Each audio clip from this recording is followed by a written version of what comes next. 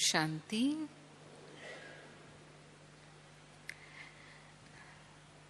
बाबा इस सीजन में हम बच्चों को प्रेरणा देते रहे हैं। हमें बाप समान संपन्न और संपूर्ण बनना है, और उसके लिए बाबा ने बहुत सहज विधि बताई है। आप सबको भी मालूम है कौन सी सहज विधि बताई है। फॉलो फादर करो। इस बार भी बाबा ने कहा, ब्रह्मा बाबा के जो 10 कदम हैं बाबा ने जो उठाए, उस कदम पर कदम हमें रखना है। और दुनिया में तो नकल करने के लिए मना करते हैं, लेकिन यहाँ बाबा हमें कहते हैं कि आप ब्रह्मा बाबा की नकल करो। जो ब्रह्मा बाबा ने संकल्प, बोल और कर्म किए, वैसे ही हमारे संकल्प, बोल और कर्म होने चाहिए। तो जब भी कोई संकल्प चलते हैं, मुख से बोलते हैं या जो भी कर्म करते हैं, पहले उसको चेक कर लो कि ये ब्रह्मा बाबा जैसा है। ब्रह्मा बाबा ने ऐसा किया था, या ब्रह्मा बाबा होते तो ऐसा करते। तो अगर नहीं करते तो वो हमें नहीं करना है। और यदि मन में आता है ये निर्णय कि हाँ बाबा ऐसा करते, तो फिर वो हमें करना है। तो बाबा ने जब अंतिम क्लास कराई थी तो ये शब्द कहे थे, निराकारी, निर्विकारी और निरअहंकारी बनना है। क्योंकि बाबा ने स्वयं उस स्थिति को प्राप्त कर संपूर्णता को प्राप्त किया, कर्मातीत बने बाबा। तो हम बच्चों को भी बाप समान बनना है। तो क्यों बाबा हमें कहते हैं निराकारी स्थिति बनानी है। निराकारी स्थिति में सर्व गुण और सर्व शक्तियां समाई हुई हैं।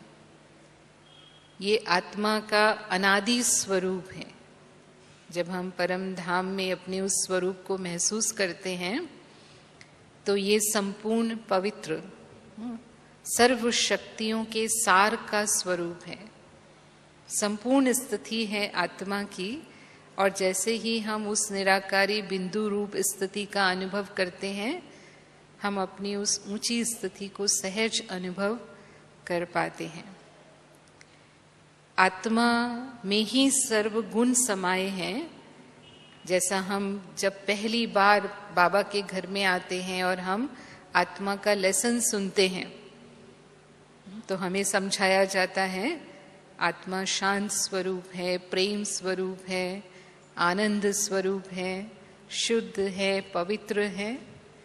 तो स्वयं को आत्मा समझने से, आत्मिक स्थिति में रहने से ये गुण स्वतः व्यवहार में आते हैं।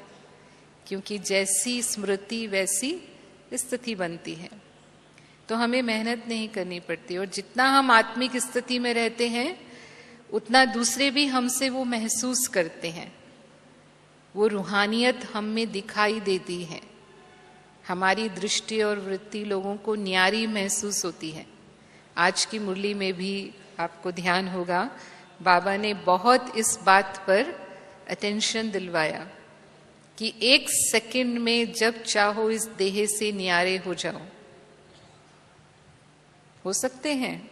बाबा ने अभ्यास भी कराया आज की मुरली में कि अभी अभी 1 सेकंड में सब बातों से न्यारे होकर आत्मिक स्थिति में स्थित हो जाओ। तो जब चाहे, जहां चाहे, जैसे चाहे, वो आत्मिक स्थिति का अनुभव कर सकें। बहुत कर्म में व्यस्त हैं, कारोबार का बहुत विस्तार है, और उस समय आपको कहा जाए आत्मिक स्थिति का अनुभव करो, तो क्या हम वो अपनी स्थिति बना सकते हैं? तो जितना देह से न्यारी स्थिति का अभ्यास हमारा अभी से होगा, उतना वो अंत समय में भी हमें काम आएगा। उस समय भी हम देह और देह के संबंधों से सहज न्यारे हो सकेंगे।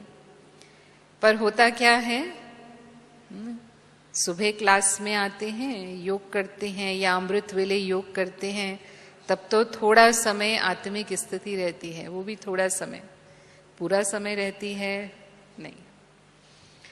सारा दिन कर्म करते हैं, कारोबार कर रहे हैं, तो भूल जाते हैं, पूरी तरह देह अभिमान में आ जाते हैं, कर्म कॉन्शियस हो जाते हैं। चलो बॉडी कॉन्शियस नहीं होते तो भी कर्म कॉन्शियस तो रहते हैं। जो कर्म कर रहे हैं बुद्धि पूरी तरह उसमें लगी हुई है, फिर चाहे सेंटर पर रहते हैं, चाहे प्रवृत्ति में घर गृहस्थ संभाल रहे हैं, चाहे ऑफिस में काम कर रहे हैं, जहां भी।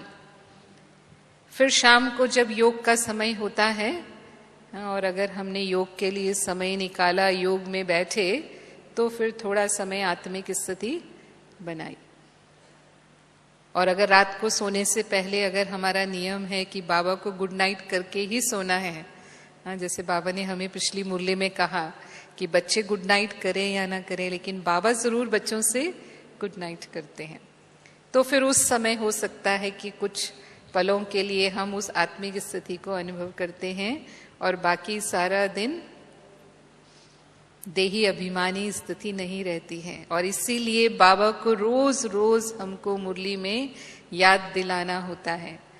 कोई मुरली ऐसी नहीं होती जिसमें बाबा ये नहीं कहता कि अपने को आत्मा समझो और मुझे याद करो, देही अभिमानी स्थिति में रहो। तो क्योंकि देही अभिमानी स्थिति ही संगम युग का वर्षा हमें दिलाती है, बाबा की अविनाशी प्राप्तियों का अनुभव कराती है। जब हम आत्मा समझते हैं तभी हमारा योग बाबा से लगता है। आत्मा समझेंगे तो परमात्मा याद आएगा। जैसे कोई ये समझती है, बहन समझती है कि मैं माँ हूं, तब उसे बच्चे याद आते हैं। अगर समझते हैं मैं टीचर हूं तो स्टूडेंट याद आते हैं, समझते हैं मैं डॉक्टर हूं तो पेशेंट याद आते हैं। वो संबंध है।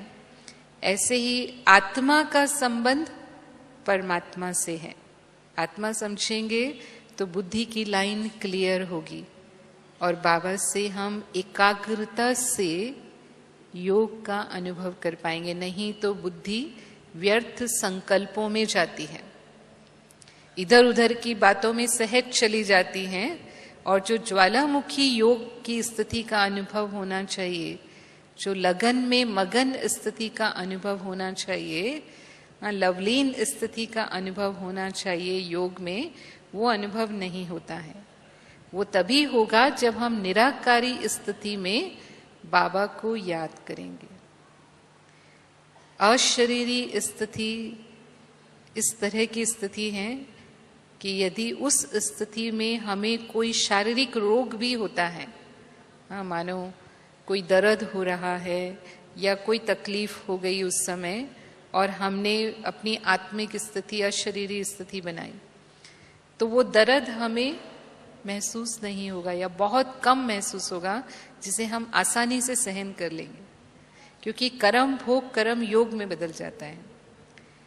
वो हमारा डायरेक्ट बाबा से लिंक होना, यानी हमारी फ्रिक्वेंसी बाबा से मैच करती है। जैसे कहेंगे बाबा भी निराकारी हैं और आत्मा भी निराकारी है, तो जैसे ही हम निराकारी स्थिति में होते हैं वो परफेक्ट ट्यूनिंग होती है, और उससे वो शक्तियां जो मन को मिलती हैं और मास्टर सर्वशक्तिवान की स्थिति अनुभव होती है, उससे हमारी बीमारी का स्वरूप भी बदल जाता है। आज भी बाबा ने मुरली में कहा कि डॉक्टर अगर इंजेक्शन लगाते हैं, अगर विज्ञान ये काम कर सकती है कि विज्ञान की दवाइयों से आप एनर्जी अनुभव कर सकते हो, तो क्या शिव बाबा की याद से आत्मा में एनर्जी नहीं आ सकती? था ना आज की मुरली में बाबा ने ये बात कही। तो निराकारी स्थिति हमारे लिए वो काम करती है कि हम सीधे बाबा की शक्तियों को स्वयं में अनुभव करते हैं, और उन शक्तियों से हम तन के कर्म भोग हिसाब किताब पर भी सहज विजयी होते हैं, और वो हमारा कर्म भोग सूली से कांटा बन जाता है। वो बाबा की जैसे हमारे लिए दुआएं हो जाती हैं। तो दवा और दुआ दोनों का मिलन उसे बहुत जल्दी समाप्त कर देता है। तो रोज हमें अटेंशन दे करके इसके लिए पुरुषार्थ करना चाहिए, जैसे ब्रह्मा बाबा ने किया। ब्रह्मा बाबा को फॉलो करना है ना हमको। तो ब्रह्मा बाबा ने शुरू में जैसे ही बाबा को आत्मा का ज्ञान हुआ, बाबा ने लिख लिख कर भी उसका अभ्यास किया। सारे दिन बाबा डायरी में लिखते थे और अपने परिवार के एक एक सदस्य के नाम से, जसोदा आत्मा है, राधिका आत्मा है, राधिका बाबा की बहू का नाम था, जसोदा आत्मा है। और जब तक बाबा को पक्का नहीं हो गया, बाबा ने उस अभ्यास को छोड़ा नहीं। दादियां भी सुनाती हैं कि शुरू में जब 14 वर्ष हमने तपस्या की तो हमारा मुख्य अभ्यास यही रहता था। हम अपने को आत्मा ही समझते थे और सदा दूसरे को भी आत्मा देखते थे ना। सिर्फ खुद को ही नहीं समझना है, लेकिन दूसरों को भी, जो भी हमारे संपर्क में आते हैं, उनको भी आत्मिक दृष्टि से देखना है। तो आत्मिक दृष्टि अगर है तो वो शुद्ध दृष्टि वृत्ति है, शुभ भावना की दृष्टि वृत्ति है। देह पर नजर जाती है तो कई तरह के भाव पैदा हो सकते हैं, लेकिन जब आत्मा पर नजर जाती है तो शुद्ध भाव ही पैदा होगा, आत्मिक भाव ही पैदा होगा। अपनेपन का भाव जिसे बाबा कहता है, या अव्यक्त भाव, वो भाव ही पैदा होगा। और आत्मिक स्थिति, अशरीरी स्थिति या निराकारी स्थिति से जो भी हम निर्णय लेते हैं अपने जीवन में, वो निर्णय हमारे सही निर्णय होते हैं। उसमें हमारी निर्णय शक्ति बढ़ जाती है। तो सही समय पर सही निर्णय शक्ति साक्षी स्थिति से आती है। निराकारी स्थिति साक्षी स्थिति है। बाबा हमें कई बार कहते हैं कि हमें साक्षी और साथी अवस्था का अनुभव करना है। तो साक्षी स्थिति का अनुभव तब होगा जब हमारी अशरीरी निराकारी स्थिति का हम अनुभव करेंगे। और विशेष अमृत वेले जब हम इसका अभ्यास करते हैं, क्योंकि अमृत वेले का जो समय है, वो समय हमारा मन स्वाभाविक शांत होता है, प्रकृति भी शांत होती है, वातावरण भी शांत होता है। तो हमें निराकारी स्थिति का अनुभव करना आसान होता है। उस समय हम बिंदु रूप स्थिति या बाबा को भी परम धाम में निराकारी रूप में याद सहज कर पाते हैं। तो वो विशेष अभ्यास हमें अमृत वेले करना चाहिए। और अमृत वेले अगर वो अनुभव हमें हो गया, सारा दिन फिर हमें मेहनत नहीं करनी पड़ेगी। फिर हम सहज बीच बीच में उस आत्मिक स्थिति को अनुभव करते रहेंगे। और फिर हर घंटे में भी हमें लक्ष्य रखना चाहिए, भले हम जो भी काम कर रहे हैं, जहां भी हम कार्य करते हैं, कि मैं 2 मिनट भी, 1 मिनट भी अपनी उस आत्मिक स्थिति का अनुभव कर लूं। सेकंड में न्यारे हुए और फिर कर्मेंद्रियों के द्वारा मैं कर्म कराने वाली आत्मा मालिक हूं, जो हमने आज की मुरली में भी सुना। बाबा ने कहा सदा याद रखना है कि मैं करन करावनहार हूं, शरीर की कर्मेंद्रियों से कराने वाली मैं आत्मा मालिक हूं, लेकिन मालिक शिव बाबा है, उस मालिक की बालक हूं। और मेरे द्वारा, मुझ आत्मा के द्वारा करन करावनहार कौन है? शिव बाबा।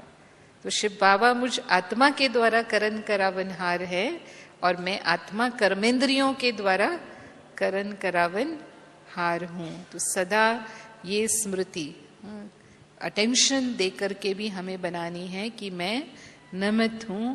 और संगम युग पर ये विशेष जो बाबा ने हमें स्मृति दी है, ये हमें न्यारा बनाती है, न्यारा और प्यारा बनाती है। जितना हम न्यारे हैं देह और देह के संबंधों से, उतना ही हम प्यारे बनते हैं, उतना ही अन्य आत्माएं हमसे ये महसूस करती हैं कि इनको कुछ विशेष प्राप्ति है, ये योगी हैं, इनमें रूहानियत की शक्ति है।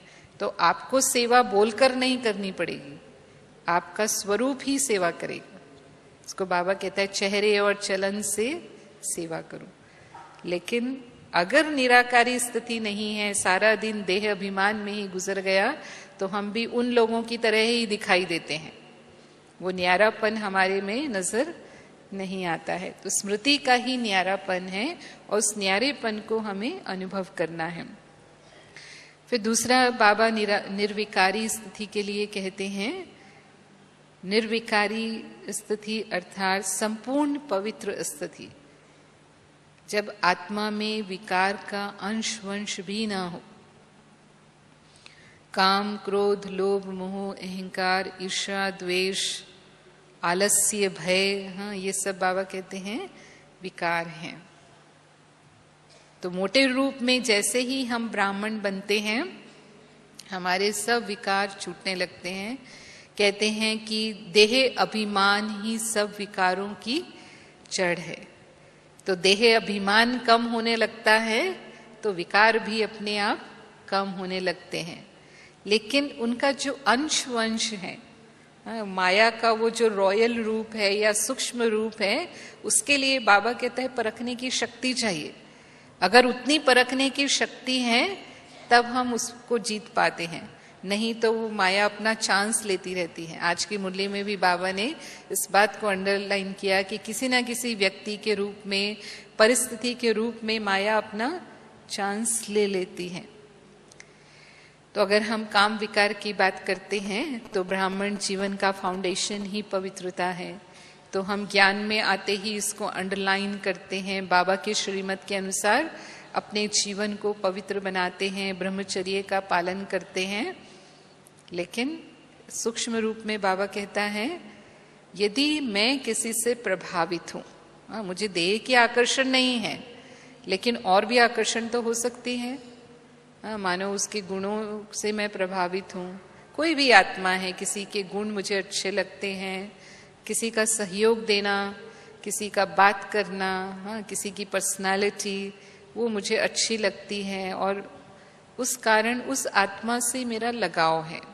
यानी मेरी बुद्धि बार बार उस आत्मा की तरफ जाती है या मेरा मन बार बार उसकी तरफ जाता है। एक्स्ट्रा स्नेह जिसे बाबा कहता है, जहां भी बुद्धि बार बार जाती है इसका मतलब वो काम विकार का अंश है।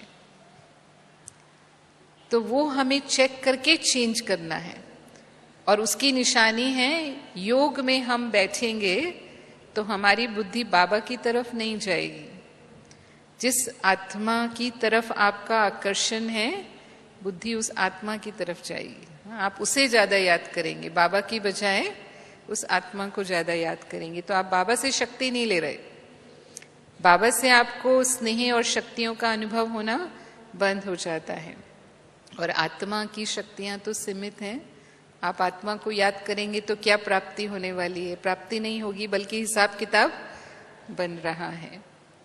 तो जहां भी योग में आपको ऐसा अनुभव होता है कि कोई आत्मा मेरे योग में विघ्न डाल रही है, तुरंत हमें उसे चेक करके, पुरुषार्थ करके चेंज करना है।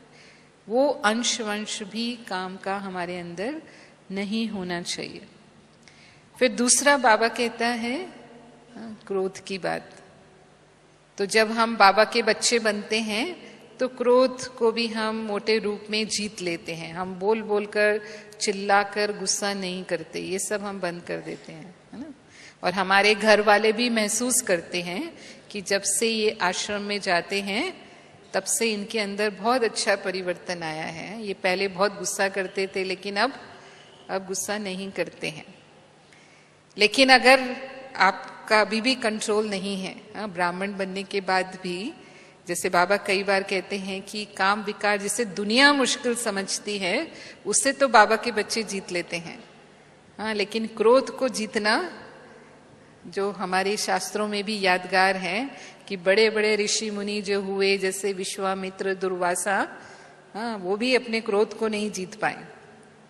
तो ऐसे ही बाबा के बच्चों के साथ होता है, हाँ, कि और विकार तो जीत लेते हैं लेकिन गुस्से को जीतना जरा मुश्किल होता है।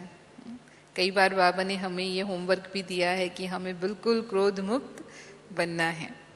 तो आप क्या समझते हैं कि बाबा के ज्ञान में आने के बाद आपका क्रोध बिल्कुल खत्म हो गया है, या कभी कभी गुस्सा आ जाता है? कोई परिस्थिति आती है, कोई बात आती है, वो तो आएगी तभी गुस्सा आएगा।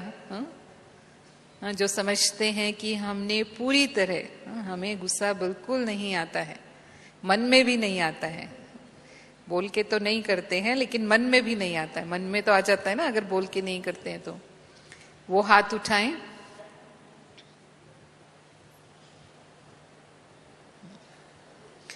बहुत कम। हाँ, इतनी बड़ी सभा में से 10-15 हैं जो हाथ उठा रहे हैं कि हमें गुस्सा बिल्कुल नहीं आता है। वो भी अगर उनके साथियों से पूछें तो सही पता चलेगा कि आता है कि नहीं आता है। जो साथ में रहते हैं वो हमें ज्यादा जानते हैं, है ना।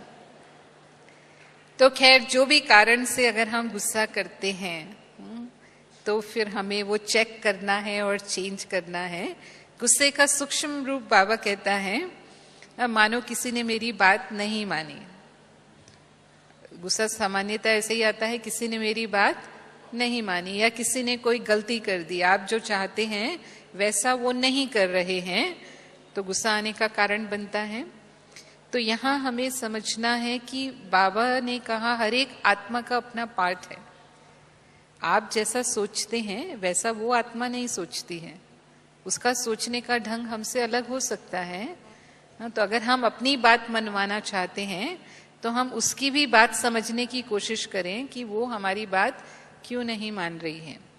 और अगर उसका कारण सही है, कई बार वो सही होते हैं, हम गलत होते हैं, तो फिर हमें उनकी बात मान लेनी चाहिए, तो फिर गुस्सा नहीं आएगा। लेकिन हम समझते हैं कहीं ना कहीं सूक्ष्म अहम होता है, मैंपन होता है, नहीं मेरी बात मानी ही जानी चाहिए, जो मैंने कहा है वो होना ही चाहिए, वो करना ही चाहिए, उसको लेकर के गुस्सा आता है। लेकिन जब हम बाबा के ज्ञान को यूज करेंगे सही समय पर तो वो गुस्से की स्थिति नहीं आएगी। और फिर बाबा कहता है आप शांति के अवतार हो, आप शांति की शक्ति वाले हो। मानो आप घर में हैं, आपके पति ज्ञान में नहीं चलते हैं, आप ज्ञान में चलते हैं। कई कई बहनों को बंधन होता है। अब आप जो भी करते हैं, आप सेंटर पे जाएंगे तो भी वो गुस्सा करेंगे, आप बाबा के लिए कुछ भी कार्य करेंगे तो भी वो गुस्सा करेंगे। आप मधु बनाना चाहते हैं या आपकी धारणाओं के लिए जो भी आप धारणाएं करना चाहते हैं वो उनको जरा भी पसंद नहीं है, चाहे वो खाने पीने की धारणा है, चाहे वो पवित्रता की धारणा है। तो फिर अब हमें साथ वहां प्रवृत्ति में रहना तो है। बाबा ने तो नहीं कहा है कि घर बार छोड़ना है। जो भी मेरा कर्म बंधन है उसे मुझे गुस्सा करके चुकतू करना है, हाँ, उनका सामना करके चुकतू करना है, हाँ, या शुभ भावना शुभ कामना से अपने सहयोग की शक्ति से उसे चुकतू करना है। तो हमने देखा है कि ऐसे भी बहुत बाबा की बहुत प्यारी माताएं होती हैं जो कई वर्षों तक, हाँ, हो सकता है 5 वर्ष 6 वर्ष 10 वर्ष तक, हाँ, वो ये अपना पुरुषार्थ करती रहती हैं कि अब शुभ भावना शुभ कामना से वो कैसे उनके दिल को जीतें। और फिर उनके पति भी ज्ञान में आ जाते हैं। और कई बार ये देखा जाता है कि वो उनसे फिर ज्ञान में आगे जाते हैं। वो शक्ति इतना कार्य करती है। लेकिन अगर हम भी उस बात को लेकर के सामना करते हैं तो फिर ज्ञान में आने के बाद भी शांति का अनुभव नहीं होगा और ही लगेगा कि जीवन में विघन ही विघन है, जीवन में कष्ट ही कष्ट है। तो बाबा ने जो हमें समझ दी है, जो ज्ञान की शक्ति दी है, शांति की शक्ति दी है, उसे हमें यूज करना है। और जब हम उसे बार बार यूज करेंगे, हो सकता है 1 बार 2 बार 10 बार आप कर रहे हैं, नहीं काम कर रहा वो, लेकिन आपने हिम्मत रखी तो बाबा की मदद आपको मिलने ही वाली है और एक दिन जरूर वो परिवर्तन उनमें नजर आएगा। लेकिन वो धीरज हमें रखना होता है। चाहे बच्चों के लिए भी आप करते हैं, मानो, हाँ, बच्चे भी कभी हो सकता है आपकी बात नहीं मानते हैं या आप जैसा चाहते हैं बच्चे नहीं कर रहे, आप चाहते हैं वो ज्ञान में चले, लड़की ब्रह्मा कुमारी बने, शादी नहीं करे, ऐसी कई बातें माता पिता सोचते हैं बच्चों के लिए और नहीं हो रहा है, हाँ, आपके अनुसार नहीं चलते हैं बच्चे, तो उनका पार्ट है ना। आप उनको मार्गदर्शन करो, सहयोग दो। अगर वो करते हैं तो बहुत अच्छा, उनका भाग्य, और नहीं करते हैं तो भी बहुत अच्छा, उनका भाग्य, उनका पार्ट है, उस आत्मा का पार्ट है। हाँ, मेरा जो फर्ज है वो मैं निभाऊं बाबा की याद में। हमें साक्षी होकर के अपने कर्तव्य कर्म करने हैं। और जितना हम उस स्थिति से न्यारे प्यारे होकर के अपने घर गृहस्थ में भी कार्य करेंगे, क्रोध की स्थिति उत्पन्न ही नहीं होगी। और इसीलिए बाबा कहता है क्यों, क्या, कैसे में नहीं जाना है। जितना हम प्रश्नों में जाते हैं, अब कई बार किसी ने मेरा अपमान कर दिया, हो ही जाता है, आए दिन कोई ना कोई ऐसा तो हिसाब किताब वाला सामने आ जाता है जो आपको दो बातें ऐसी कह देता है जो आप सुनना नहीं चाहते, आपको पसंद नहीं है। फिर फीलिंग आती है, और फीलिंग आती है तो फिर हम क्यों क्या में जाते हैं, इसने ऐसा क्यों कहा, इसको ऐसा बोलना नहीं चाहिए। और अगर वो ज्ञानी है तो और ज्यादा, अज्ञानी है तो हम सहन कर लेते हैं, हम सोचते हैं इनकी हमको सेवा करनी है, कोई बात नहीं, कह दिया, इनको समझ नहीं है, फिर भी हम उनसे प्यार से बात करेंगे, अच्छी तरह बात करेंगे ना, उनको समझाएंगे। लेकिन कोई ज्ञानी आत्मा, ब्राह्मण आत्मा ने अगर ऐसा कर दिया, तब तो हमें समझ में नहीं आता, हमें लगता है इनको भी ज्ञान है फिर भी ऐसा करते हैं। लेकिन बाबा ने हमें कहा है हमारे सारे हिसाब किताब यहाँ ही चुकतो होने हैं। आपने कभी उस आत्मा का अपमान किया होगा पहले, तो वो आप अपना ऋण चुकाएगी कि नहीं चुकाएगी। तो आप ये समझो कि मेरा कर्ज खत्म हुआ, और मेरा कर्ज खत्म हुआ तो मैं आत्मा हल्की हो गई। ग्लानि करने वाले का भी गायन करना है, ये बाबा ने हमें कहा। और मानो कोई ऐसी बात है जो हमें ऐसा लगता है कि सचमुच ये गलत कर रहे हैं और हमारा फर्ज है इनको कहना, तो उस समय नहीं बोलो। उसी समय अगर हम कहते हैं ना तो थोड़ा आवेश होता है, हम उसको गुस्से में बोल जाते हैं। इसको बाबा कई बार कहता है मुख में मुलहरा डाल दो। उसी समय नहीं बोलना माना चुप रह जाना। मुख में कुछ डालेंगे तो बोल सकेंगे, नहीं बोल सकेंगे। लेकिन थोड़े समय के बाद अगर हम वो बात कहते हैं तो हम वही बात समझाते हैं, लेकिन प्रेम से समझाते हैं, शांति से समझाते हैं, थोड़ा उनको रिस्पेक्ट देकर कहते हैं, तो वो बात उनको समझ में आती है। और आप जो चाहते हैं वो समाधान भी आपको मिल जाता है। और नहीं तो गुस्से से गुस्से का जन्म होता है और हमारी समस्याएं बढ़ती हैं। फिर कई बार बाबा हमें कहता है आप तो बच्चे मास्टर क्षमा के सागर हो, रहम दिल हो। आज की मुरली में भी था कि आत्माओं के ऊपर अगर हमारा रहम है तो कोई कितना भी बुरा है तो भी हमें उसके ऊपर गुस्सा नहीं आएगा, कभी उससे ईर्ष्या द्वेष नहीं होगा।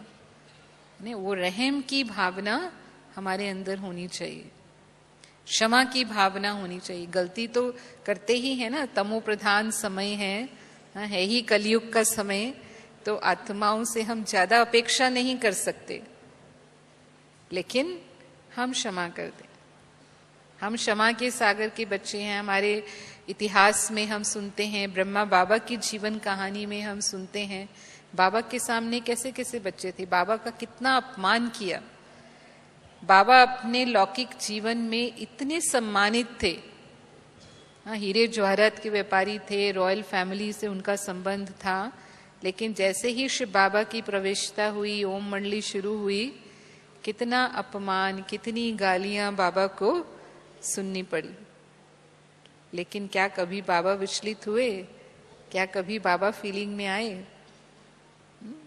सदा उनके प्रति भी रहम का भाव, सदा उन आत्माओं के प्रति भी कल्याण का भाव रहा।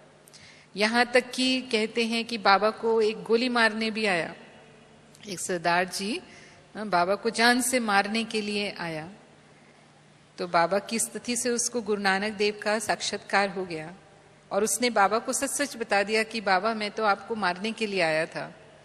तो भी बाबा ने उसको क्षमा कर दिया, कुछ नहीं कहा। उसने कहा अच्छा बच्चे, आगे के लिए ऐसा नहीं करना। और भी हम सुनते हैं हमारे जो साधु महात्मा हुए, भारत का इतिहास तो ऐसी कहानियों से भरा पड़ा है कि कितने भी बुरे लोग उनके जीवन में रहे, लेकिन उन्होंने सदा उनको क्षमा कर दिया। स्वामी दयानंद के जीवन की घटना है। एक बार एक सन्यासी जो उनकी कुटिया के पास रहता था, उसको उनकी किन्हीं बातों से विरोध हो गया, वो जो सिखाते थे। तो गुस्से में आकर जब भी वो देखता था तो उनके लिए गालियां देना शुरू कर देता था। तो वो चुपचाप सुनते थे, कुछ कहते नहीं थे। एक दिन स्वामी दयानंद के पास एक व्यक्ति टोकरा भर के फल लेकर के आया। वो उनके गुरु थे, शिष्य था वो। तो स्वामी दयानंद ने उसको कहा कि ये जो फलों का टोकरा है, ये मेरे जो साथी हैं, मेरे पड़ोस में रहते हैं, इनको जाकर दे दो। तो उसने कहा ठीक है, जैसे गुरुजी की आज्ञा। तो वो फल लेकर के वहां गया। तो उसने पूछा, तो उसने कहा ये स्वामी जी ने भेजे हैं आपके लिए। तो उसने कहा उन्होंने क्यों भेजे हैं, मैं तो रोज उनको गालियां देता हूँ, वो मेरे लिए फल कैसे भेज सकते हैं। तो उन्होंने कहा नहीं, उन्होंने ही आपके लिए भेजा है और मुझे खास कहा है। तो उसको बड़ा आश्चर्य हुआ और फिर वो बाहर निकल के बोलने लगा। तो स्वामी जी बाहर आके उसको कहते हैं कि देखो भाई, आप इतना बोलते हो, आपकी इतनी शक्ति खर्च होती है बोलने में, आप ये फल खाओ तो आप और अच्छी तरह बोल पाओगे, आपको इससे और शक्ति मिलेगी। तो हमारा सोचने का तरीका ही बिल्कुल बदल जाए। जैसे बाबा हमें सिखाते हैं कि दूसरों के प्रति हम बिल्कुल रहम भाव से सोचें, अच्छे भाव से सोचें, फिर वो चाहे कैसी भी आत्मा है। तो हमें गुस्सा आएगा ही नहीं, गुस्से की वो स्थिति ही उत्पन्न नहीं होगी। फिर अगर हम लोभ की बात करते हैं तो दुनिया जैसा लोभ हमारे में नहीं होता है। बाबा ने हमें अविनाशी कमाई का महत्व समझाया है और बाबा ने कहा है कि ये कमाई जन्म जन्मांतर हमारे साथ जाने वाली है, ये सच्ची कमाई है। तो हमारा पूरा ध्यान इस ज्ञान की पढ़ाई, जो हमारे 4 विषय हैं, ज्ञान, योग, धारणा, सेवा, इसमें रहने लगता है और हम अपना समय बाबा की सेवा में सफल करते हैं, जो हमारी कमाई और भाग्य बनाने का साधन है। दुनिया में लोग भले ही धन के पीछे भाग रहे हैं, आज भाग दौड़ की जिंदगी है, लोग कम से कम समय में ज्यादा से ज्यादा कमाना चाहते हैं। तो लोभ किन किन चीजों का होता है? धन का होता है, वस्तुओं का होता है, पहनने ओढ़ने का होता है, खाने पीने का होता है।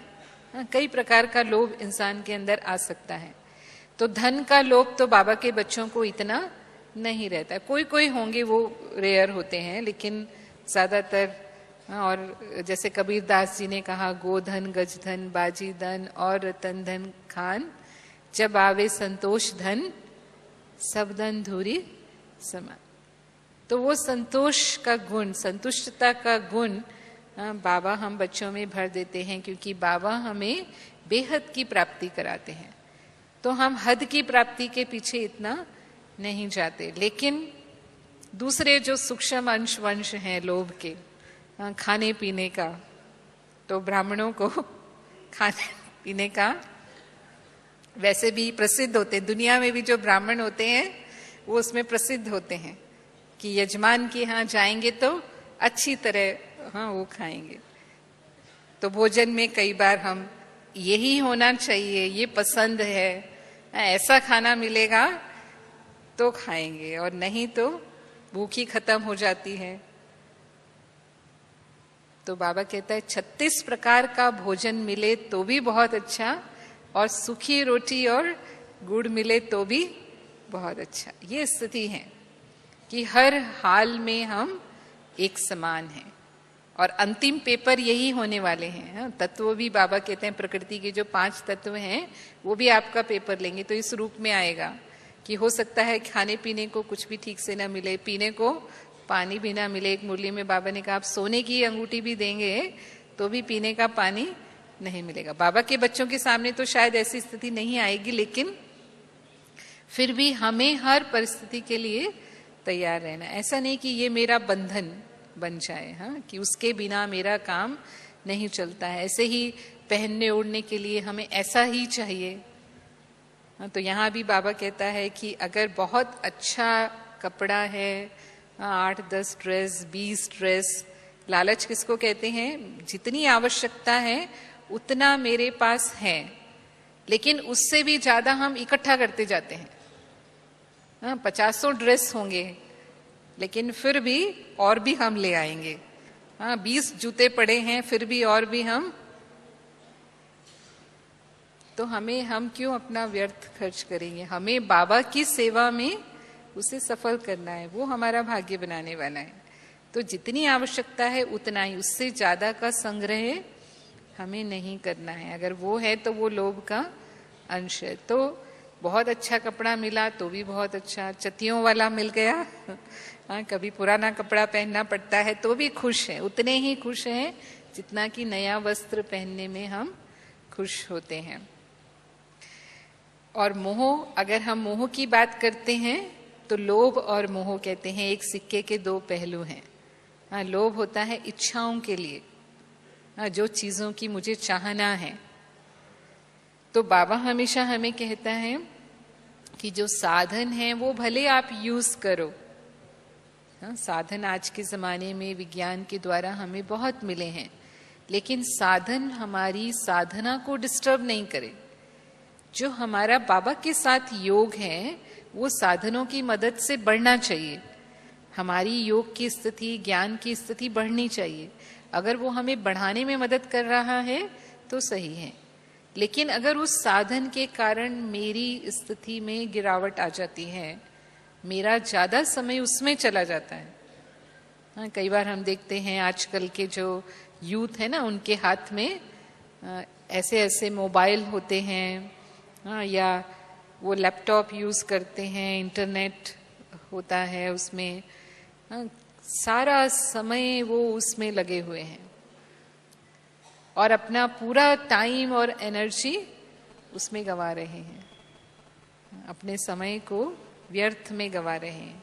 वो कमाई साथ में नहीं जाने वाली है ना। तो ऐसे अगर वो साधन हमारे योग को डिस्टर्ब करते हैं तो ऐसे साधन बेकार हैं।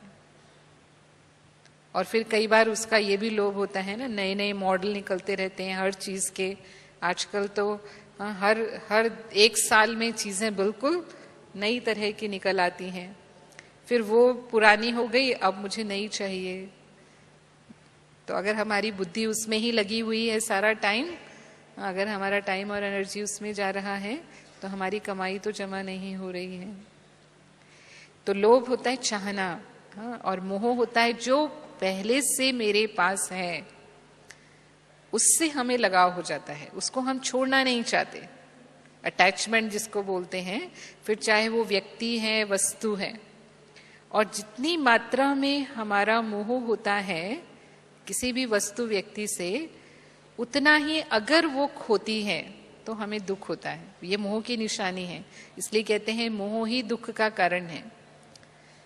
मानो आपकी कोई बहुत अच्छी चीज है और अचानक गुम हो गई, कोई किसी ने चुरा लिया, वो चाहे मोबाइल ही क्यों ना हो मानो। तो अगर आपको अपना वो मोबाइल बहुत पसंद है, उसमें बहुत मोह है आपका, सारा टाइम आप दुखी होते रहेंगे, इतने संकल्प आपके चलेंगे। और ऐसे तो कितने भी मोबाइल गुम होंगे, हमें क्या फर्क पड़ता है, क्योंकि उसमें मेरापन नहीं है। जहां मेरापन है, मेरी चीज गुम हुई तो हमें दुख होता है। माताएं बैठी हैं, मानो ऐसा होता है कि बच्चा मोटरसाइकिल लेकर के गया और आपने सुन लिया कहीं समाचार कि किसी मोटरसाइकिल वाले का एक्सीडेंट हुआ है, और आपको पता है कि आपका भी बच्चा मोटरसाइकिल लेकर गया है। अब क्या होगा? मेरा बेटा है ना, बेटे में तो मोह होता है, तुरंत चिंता शुरू, दुख शुरू। हाँ, जब तक कि वो बेटा घर नहीं आ जाएगा आप परेशान रहेंगे। जैसे ही आपको पता चला मेरा बेटा नहीं वो कोई और, हाँ, दुख रहेगा, अभी खत्म। तो जहां मेरापन है, जितना मोह है उतना हम दुख महसूस करते हैं, लेकिन यही हमको जीतना है। इसलिए बाबा ने कहा नष्टो मोहा स्मृति लब्धा, ये हमारा अंतिम पेपर है। गीता ज्ञान भी पहले अध्याय में कृष्ण ने अर्जुन को समझाया, आत्मा अजर अमर अविनाशी है, ये शरीर विनाशी है। और इस तरह से वो ज्ञान समझने के बाद धीरे धीरे उसका मोह नष्ट हुआ और फिर वो लड़ने के लिए, अपना कर्तव्य निभाने के लिए तैयार हुआ। तो यहाँ भी बाबा ने हमें समझाया है, कहीं भी कुछ भी ऐसा होता है, हाँ, कोई भी व्यक्ति अगर जाता है, चाहे वो हमारे परिवार का कितना ही प्रिय क्यों ना हो, हमने देखा है कई बाबा के बच्चों की स्थिति बहुत अच्छी होती है, कुछ असर नहीं होता उनके ऊपर, बिल्कुल वो विजयी होते हैं, जरा भी उनको रोना नहीं आता, और जो अपना कर्तव्य करना है वो बहुत सहज रीति से वो अपने फर्ज का पालन भी करते हैं, शुभ भावना शुभकामना भी रखते हैं। लेकिन हर एक नंबरवार है, यथाशक्ति है, हाँ, तो कईयों के ऊपर वो असर आता भी है। और कई बार ये भी देखा जाता है कई अज्ञानी भाई बहनें जिनके साथ ऐसी घटनाएं हुई होती हैं जीवन में, मानो उनके बच्चे अचानक किसी एक्सीडेंट में चले गए बहुत यंग अवस्था में, या कोई भी ऐसा उनके पति की मृत्यु हो गई, जो भी, और जब वो ज्ञान में आते हैं तो ज्ञान में आने के पहले वो उसे सहन नहीं कर पा रहे। कोई दिन उनका ऐसे नहीं चाहता कि वो रोना नहीं पड़ता उनको, हर दिन रोते हैं, उनको याद करके उदास रहते हैं, दुखी रहते हैं। लेकिन ज्ञान में आने के बाद जब ये समझ में आती है कि ये आत्मा अजन्म और अविनाशी, इसने दूसरा जन्म लिया दूसरे नाम रूप से, और अगर मैं दुखी रहूंगी तो वो दुख उस आत्मा तक भी जाने वाला है। मुझे शुभ भावना शुभकामना रखनी है, हिसाब किताब है, वो हिसाब किताब था, पूरा हुआ, उसके बाद वो भी धीरे धीरे धीरे धीरे उनमें परिवर्तन आ जाता है, वो दुख उनका कम महसूस होता है उन्हें। तो जो ज्ञान बाबा ने हमें समझाया है, जितना हम उससे यूज करते हैं उतना हम विकारों पर सहज विजयी बनते जाते हैं, वो हमारी स्थिति श्रेष्ठ बनती जाती है। ऐसे ही अगर हम अहंकार की बात करते हैं तो अहंकार को बाबा ने डबल अंडरलाइन किया है। अहंकार 5 विकार में भी आता है, और अहंकारी बाबा ने अलग से निरहंकारी शब्द कहा। तो क्योंकि मैंपन जो है या देह अभिमान जो है वो बहुत पुरुषार्थ करने से, बहुत अटेंशन रखने से ही खत्म होता है। जैसे ज्ञान में आए तो देह अभिमान मोटे रूप में हम समझते हैं, मैं डॉक्टर हूँ, मैं वकील हूँ, मैं इंजीनियर हूँ, मैं प्रोफेसर हूँ, या मैं धनवान हूँ, जो भी है वो हम सहज समाप्त कर लेते हैं। वो भाव या वो स्मृति हम नहीं रखते और समझते हैं कि ये कर्म मेरा है, ये मुझे अपना कर्म करना है और अच्छी तरह मुझे अपना ये कर्तव्य निभाना है, मैं आत्मा ये कर्म कर रही हूँ, और हम नम्रता से सबसे व्यवहार करते हैं। लेकिन सूक्ष्म अंश वंश बाबा कहता है, उसकी निशानी है कि अगर सूक्ष्म मैंपन है मेरे अंदर तो मैं अपने आप को हमेशा राइट समझती हूँ। मैं जो कह रही हूँ वो राइट है, मैं जो कर रही हूँ वो राइट है। हम बदलना नहीं चाहते, हम दूसरे को बदलना चाहते हैं। इसने गलती की, ये गलत बोल रहे हैं, इनको बदलना चाहिए। तो अगर हमेशा मुझे ये भावना रहती है तो इसका मतलब वो सूक्ष्म मैंपन मेरे अंदर है। तो अहंकार वाला कभी अपनी गलती नहीं मानेगा, अपनी गलती को वो सिद्ध करेगा, जिद और सिद्ध जिसे कहते हैं ना, और दूसरों पर हम आसानी से दोष लगाएंगे, इसने ऐसा किया ना इसलिए ऐसा हुआ, अगर ये ऐसा नहीं करते तो फिर ऐसा नहीं होता। लेकिन अगर मेरी गलती है और हम मान लेते हैं, कई बार हम सॉरी भी बोलते हैं, मानो हमसे हो भी जाती है गलती, ऐसे तो है नहीं कि नहीं होती है, जीवन है, कभी ना कभी ऊपर नीचे हो जाता है, और अगर हमसे गलती हो गई, हमने सॉरी बोला, बात वहीं खत्म हो जाती है। ऐसा नहीं कि हमारा उसमें नाम कम हो जाता है।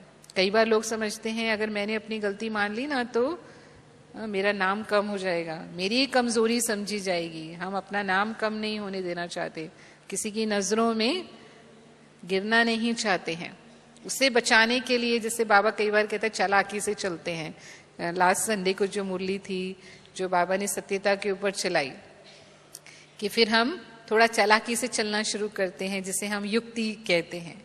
लेकिन अभी वो नाम मान शान हमारा भले बच जाएगा, लेकिन सदा काल के लिए बाबा के दिल पर हमारा नाम नहीं रहेगा, और अविनाशी प्राप्ति से भी हम वंचित हो जाएंगे। और यहाँ पर हो सकता है कि हमने तुरंत अपनी गलती मानी तो थोड़ा हमें सहन कर लेना पड़ेगा, हो सकता है थोड़ा हमें 2-4 बातें सुन लेनी पड़े उसी समय, लेकिन वो वहीं का वहीं खत्म।